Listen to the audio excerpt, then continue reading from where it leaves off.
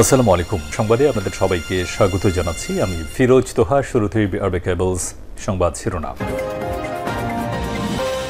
জানিয়ে দেব এই মুহূর্তে হাতে পাওয়া সর্বশেষ গুরুত্বপূর্ণ আপডেট বাংলা সংবাদ। শুরুতেই থাকছে বিতাড়িত স্বৈরাচার থেকে সতর্ক থাকতে হবে তারেক রহমান। বিতাড়িত স্বৈরাচার থেকে গণতন্ত্রকামীদের সতর্ক থাকতে হবে বলে জানিয়েছেন বিএনপির ভারপ্রাপ্ত চেয়ারম্যান তারেক রহমান। সোমবার জাতীয় প্রেসক্লাব চত্বরে ঢাকা সাংবাদিক ইউনিয়নের বার্ষিক সাধারণ সভায় প্রধান অতিথির বক্তব্যে ভার্চুয়ালি যুক্ত হয়ে একথা বলেন তিনি। এবারে জানাবো, ছাত্রদের ক্ষমতায় যাওয়ার হাতিয়ার হিসেবে ব্যবহার করা হচ্ছে সমন্বয় খান্নান। ছাত্রদের সবসময় ক্ষমতায় যাওয়ার হাতিয়ার হিসেবে ব্যবহার করা হয়েছে বলে মন্তব্য করেছেন বৈষম্য বিরোধী ছাত্র আন্দোলনের সমন্বয়ক আব্দুল হান্নান মাসুদ। সোমবার বিকেলে নিজের ভেরিফাইড ফেসবুক পেজে দেওয়া এক পোস্টে এ মন্তব্য করেন তিনি। আব্দুল হান্নান মাসুদ বলেন, ক্ষমতায় যাবার সেফ হাতিয়ার হল ছাত্ররা। আমাদের সবসময় ব্যবহার করা হয়েছে এবং হচ্ছে। তিনি আরও বলেন, এদেশের আর মুক্তি পেল না। জানাবো, দেশকে অস্থিতিশীল করবার ষড়যন্ত্র চলছে। বিএনপির স্বাস্থ্য বিষয়ক সম্পাদক ডাক্তার রফিকুল ইসলাম বলেছেন, সাম্প্রতিক সময় দেশকে অস্থিতিশীল বানানোর নানামুখী ষড়যন্ত্র চলছে। বিভিন্ন ব্যানারে একের পর এক অযৌক্তিক ইস্যু নিয়ে শান্ত পরিবেশকে অশান্ত করবার চক্রান্ত হচ্ছে। এ বিষয়ে সবাইকে সজাগ থাকতে হবে। জানিয়ে দেব, বিএনপি পারে আওয়ামী লীগের লাঠিয়ালদের মোকাবেলা করতে। ষড়যন্ত্র এখনও চলছে অভিযোগ করে বিএনপি চেয়ারপারসনের উপদেষ্টা কাউন্সিলের সদস্য আব্দুস সালাম বলেছেন, ফ্যাসিবাদী আওয়ামী সরকারের পতন হলেও তাদের দোসরা ষড়যন্ত্র করে দেশে অস্থিরতা সৃষ্টি করতে চায়। এই অস্থিরতা মোকাবেলা করার জন্য তারেক রহমানের নেতৃত্বে বিএনপি ছাড়া কি আর কেউ আছে? আওয়ামী লাঠিয়ালদের মোকাবেলা করতে পারে একমাত্র বিএনপি। আওয়ামী লীগকে নির্বাচনে অযোগ্য ঘোষণা সহ ১৭ দফা প্রস্তাব গণ অধিকার পরিষদের। জুলাই বিপ্লবে গণহত্যাকারী ফ্যাসিস্ট আওয়ামী লীগ এবং তার দোসরদের নির্বাচনে অযোগ্য ঘোষণার বিধান করা সহ ১৭ দফা প্রস্তাব নির্বাচন ব্যবস্থা সংস্কার কমিশনের কাছে দিয়েছে নুরুল হকের নেতৃত্বাধীন গণ অধিকার পরিষদ। সোমবার গণ অধিকার পরিষদের সাধারণ সম্পাদক মোহাম্মদ রাশেদ খানের নেতৃত্বে একটি প্রতিনিধি দল নির্বাচন ভবনে গিয়ে দলের প্রস্তাব জমা দেন। এ সময় সাংবাদিকদের সামনেও প্রস্তাবগুলো তুলে ধরেন রাশেদ খান। এবং সর্বশেষ জানাবো আন্তর্জাতিক সংবাদ। নেতানিয়াহুর মৃত্যুর পরোয়ানা চান খামেনি।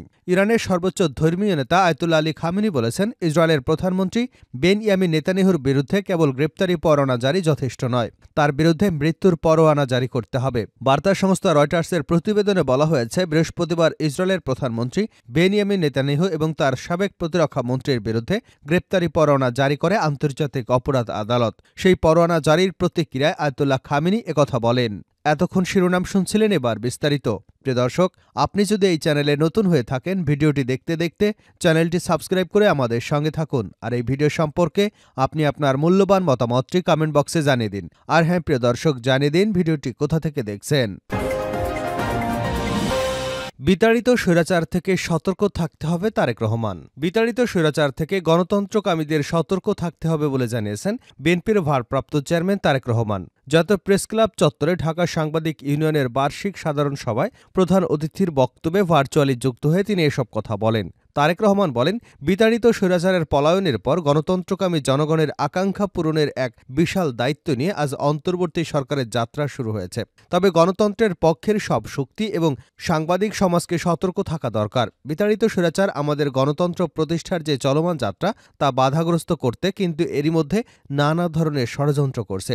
আজকের সভায় অনেক বক্তা তাদের বক্তব্যে তুলে ধরেছেন, সংস্কার আগে না নির্বাচন আগে, এ ধরনের প্রশ্ন তুলে জনমনে বিভ্রান্ত সৃষ্টির অপচেষ্টা চলছে। সংস্কার কার্যক্রম নিয়ে অন্তর্বর্তী সরকারের সঙ্গে বিএনপির কোনো বিরোধ নেই।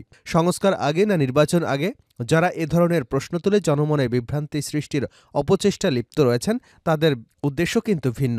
বিএনপি মনে করে সংস্কার কার্যক্রম কোনো শেষ হবার বিষয় নয়। একজন সংস্কার কার্যক্রম শুরু করলে আরেকজন প্রয়োজনীয় সংস্কার এগিয়ে নিয়ে যায়, কারণ সংস্কার একটি চলমান প্রক্রিয়া।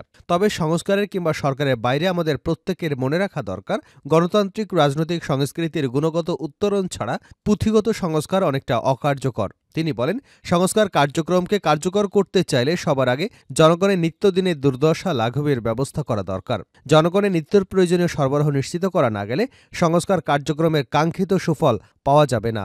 তারেক রহমান বলেন, বিতাড়িত স্বৈরাচার এবং তাদের দোসর চক্র নানা কৌশলে আবারও মাথাচাড়া দিয়ে ওঠার অপচেষ্টা করছে। অপশক্তি দেশের ভেতরে এবং বাইরে থেকে বাংলাদেশের পক্ষের শক্তির মধ্যে ভুল বোঝাবুঝির পায়তারায় লিপ্ত রয়েছে। তবে আমরা সবাই যদি সতর্ক থাকি, বাংলাদেশের পক্ষের শক্তির ভুল বোঝাবুঝির অবকাশ থাকবে না বলে আমি দৃঢ়ভাবে বিশ্বাস করি। বিএনপি সহ বিরোধী নেতাকর্মীদের উপরে গুম, হত্যা, নির্যাতনের কথা তুলে ধরে তিনি বলেন, একটি গণতান্ত্রিক, মানবিক, বৈষম্যহীন বাংলাদেশ প্রতিষ্ঠার মাধ্যমে শহীদদের রক্তের ঋণ পরিশোধ করা আমাদের দায়িত্ব। একই সঙ্গে পলাতক স্বৈরাচার এবং তার দোসরা যেন রাজনীতিতে পুনর্বাসিত হতে না পারে সে ব্যবস্থা গ্রহণ করাও আমাদের কর্তব্য। এজন্য যথাযথ আইনগত এবং রাজনৈতিক পদক্ষেপ প্রয়োজন বলে আমি মনে করি। পলাতক মাফিয়াদের পুনর্বাসন ঠেকাতে তাদের একদিকে যেমন আদালতে বিচারের মুখোমুখি করা প্রয়োজন, অপরদিকে তাদের অবশ্যই জনগণের রাজনৈতিক বিচারের প্রত্যাখ্যাত হবার পরিস্থিতিতে ফেলতে হবে। আমরা যদি এই দুয়ের সমন্বয় ঘটাতে পারি, আমি দৃঢ়ভাবে বিশ্বাস করি গণবিরোধী বিতাড়িত অপশক্তি বাংলাদেশের রাজনীতিতে আর মাথা তুলে দাঁড়াতে সক্ষম হবে না। ছাত্রদের ক্ষমতায় যাবার হাতিয়ার হিসেবে ব্যবহার করা হচ্ছে সমন্বয়ক হান্নান। ছাত্রদের সবসময় ক্ষমতায় যাবার হাতিয়ার হিসেবে ব্যবহার করা হয়েছে বলে মন্তব্য করেছেন বৈষম্য বিরোধী ছাত্র আন্দোলনের সমন্বয়ক আব্দুল হান্নান মাসুদ। সোমবার বিকেলে নিজের ভেরিফাইড ফেসবুক পেজে দেওয়া এক পোস্টে এ মন্তব্য করেন তিনি। আব্দুল হান্নান তার পোস্টে বলেন, ক্ষমতায় যাওয়ার সেফ হাতিয়ার হল ছাত্ররা। আমাদের সবসময় ব্যবহার করা হচ্ছে এবং হয়েছে। তিনি বলেন, এদেশের মানুষ আর মুক্তি পেল না। দেশকে অস্থিতিশীল করবার ষড়যন্ত্র চলছে। বিএনপির স্বাস্থ্য বিষয়ক সম্পাদক ডাক্তার রফিকুল ইসলাম বলেছেন, সাম্প্রতিক সময় দেশকে অস্থিতিশীল বানানোর নানামুখী ষড়যন্ত্র চলছে। বিভিন্ন ব্যানারে একের পর এক অযৌক্তিক ইস্যু নিয়ে শান্ত পরিবেশকে অশান্ত করবার চক্রান্ত হচ্ছে। এ বিষয়ে সবাইকে সজাগ থাকতে হবে। সোমবার ছাত্র মৃত্যুর ঘটনাকে কেন্দ্র করে ঢাকা ন্যাশনাল মেডিকেল সহ কয়েকটি শিক্ষা প্রতিষ্ঠানে হামলা, ভাঙচুর এবং আহতদের দেখতে গিয়ে তিনি এসব কথা বলেন। ডাক্তার রফিক ষড়যন্ত্রকারীদের সুষ্ঠু তদন্তের মাধ্যমে চিহ্নিত করে বিচারের আওতায় আনবার জন্য অন্তর্বর্তী সরকারের প্রতি আহ্বান জানান। এ সময় তিনি ন্যাশনাল হাসপাতালের চিকিৎসক, নার্স এবং অন্যান্য কর্মচারীদের আশ্বস্ত করেন এবং তাদের নিরাপত্তা নিশ্চিত করবার দাবি জানিয়েছেন। ডেঙ্গু শক সিন্ড্রোমে আক্রান্ত হয়ে শিক্ষার্থী অভিজিতের মৃত্যু ও পরবর্তী ঘটনা নিয়ে তদন্তের জন্য হাসপাতাল কর্তৃপক্ষ এবং রোগীর স্বজনদের সমন্বয়ে যে তদন্ত কমিটি গঠিত হয়েছে তাদের সুষ্ঠু ও নিরপেক্ষ তদন্ত দ্রুততার সঙ্গে শেষ করবার তাগিদ দেন তিনি। এ সময় বিভিন্ন হাসপাতালে ধারাবাহিক আক্রমণের ব্যাপারে গভীর উদ্বেগ প্রকাশ করেন। বিএনপি পারে আওয়ামী লীগের লাঠিয়ালদের মোকাবেলা করতে আব্দুস সালাম। ষড়যন্ত্র এখনও চলছে অভিযোগ করে বিএনপি চেয়ারপারসনের উপদেষ্টা কাউন্সিলের সদস্য আব্দুস সালাম বলেছেন, ফ্যাসিবাদী আওয়ামী সরকারের পতন হলেও তাদের দোসরা ষড়যন্ত্র করে দেশে অস্থিরতা সৃষ্টির পায়তারা করছে। এই অস্থিরতা মোকাবেলার জন্য তারেক রহমানের নেতৃত্বে বিএনপি ছাড়া কি আর কেউ আছে? আওয়ামী লীগের লাঠিয়ালদের মোকাবেলা করতে একমাত্র বিএনপিই পারে। সন্ধ্যায় রাজধানীর শেরেবাংলা নগরের ২৮ নং ওয়ার্ড বিএনপির উদ্যোগে স্থানীয় বিএনপি এবং অঙ্গ সংগঠনের নেতাকর্মীদের নিয়ে এক সংক্ষিপ্ত পথসভায় কথা বলেন তিনি। আব্দুস সালাম বলেন, নির্বাচন কিন্তু এখনও ঘোষণা হয়নি, তবে নির্বাচন কমিশন গঠিত হয়েছে। এজন্য আমরা ধন্যবাদ জানাই। আশা করি অনতিবিলম্বে অন্তর্বর্তী সরকার নির্বাচনী রোডম্যাপ ঘোষণা করবে। তিনি বলেন, রাজপথে এলাকায় এলাকায় এবং খুনিদের মোকাবেলা করবার জন্য বিএনপিকে দরকার। আমরা এখনও মাঠে আছি। গণতন্ত্র যে শেষ পর্যন্ত ফিরে না আসবে, ভোটের তারিখ যে পর্যন্ত দেওয়া না হবে, নির্বাচন যে পর্যন্ত শেষ না হবে সে পর্যন্ত আমাদের রাজপথে থাকতে হবে। বিএনপির এই জ্যেষ্ঠ নেতা বলেন, একাদশ জাতীয় সংসদ নির্বাচনে রাতের বেলায় ভোটের রেজাল্ট পাল্টে দেওয়া হয়েছে। আমি ২০১৮ সালে জেতার পরেও আমাকে জিততে দেয়নি। এজন্য এবার মা, বোন, মুরব্বী, ব্যবসায়ী সবাইকে নিয়ে মহল্লায় মহল্লায় ঐক্য গড়ে তুলতে হবে।